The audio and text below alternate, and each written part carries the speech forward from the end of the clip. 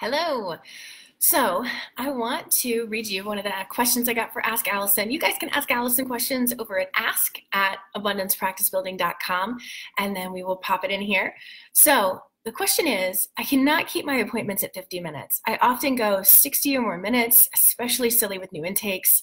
What are some ways to transition? Do I do that at 45 minutes? At first, I went over when I had 1 to 2 clients and had plenty of time. I think now that there's some guilt over charging my private pay fee, and I also have a hard time breaking off a session when we're really getting into it. It's not sustainable now when I'm busier and my sessions are back to back. Absolutely. So I want to address this. First, real quick, I want to thank Therapy Notes, who is sponsoring the Ask Allisons, which is going to make them super regular. So yay, Therapy Notes.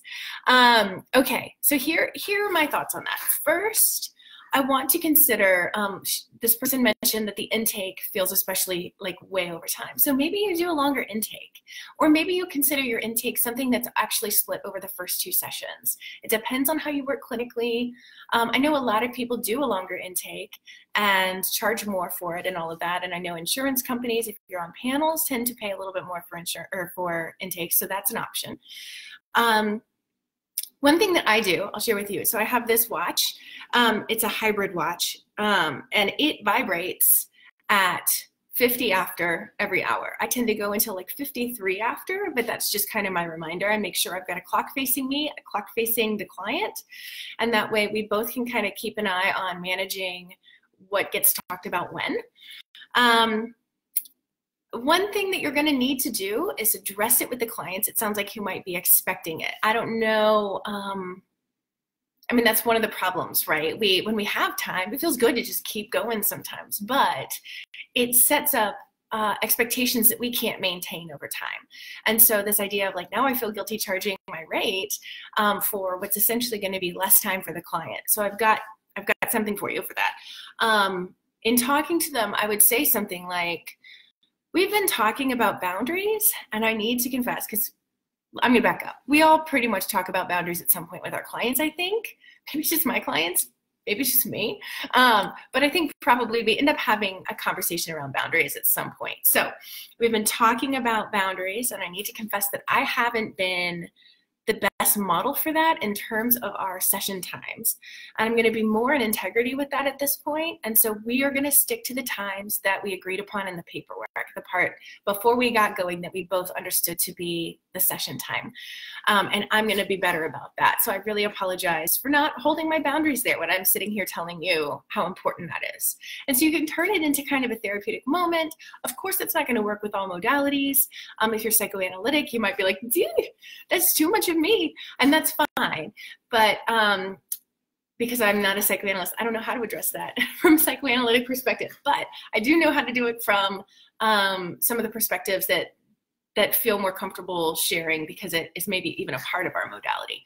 So there's a script for that. We have a ton of scripts, by the way, in the Abundance Party. We have a whole course full of those kind of weird, uncomfortable conversation scripts. And you can check that out at abundanceparty.com. Okay. Another question I would have for this person, for anybody who tends to run over, is, are you seeing folks every week? This is a conversation I was having with one of my supervisees, and we were talking about how when clients go every 2 weeks, when they've been accustomed to every week, there's so much catch up of like, here's everything that's happened in my life in the last 2 weeks, that it feels more like a report on 2 weeks of life sometimes, and then you don't get into the juicy stuff that like actually needs the help and the support until near the end of the session. So that's one thing I would also suggest, is seeing if that dynamic exists in your practice. And maybe like what my supervisee is going to start doing is saying something like, what are the 3 most important things that happened in your life in these 2 weeks, and how do you want to work on them? If it's clinically appropriate for that person to be every other week. If it's clinically appropriate for the person to be every week, then that's something that you probably need to address. We have scripts for that too. What else did I write down? I think that the guilt around charging your fee, yeah, they've maybe been getting like 75 minutes of therapy for the price that you're going to now charge them for 45 or 50. And that, again, depends on what you want and need for your practice. Either one is like 45 50, 60 minutes for a 60-minute session. Any of that is considered fine. And you might want to play with it a little bit and see how much time you want and need in between session. If they're getting out of network reimbursement, if you're private pay, which it sounds like you may be, then I like to do like 53 to 55 minutes. That way they can get reimbursed for at a higher rate. And most of my clients, like, we could easily do 75 minutes if I let it go that long. If my little watch didn't remind me it is time to be wrapping this up. I'm trying to think of what else would be helpful that I didn't write down. I would also be really clear with new people coming in to just say, you know, we will have a 50, 45 minute or 50-minute session, whatever you decide upon. We'll be doing a 50-minute session. Here's the clock. A lot of times it takes them a little while to warm up and they want to start talking about the really heavy stuff at the end of the session. And that's actually pretty typical until you get to know me.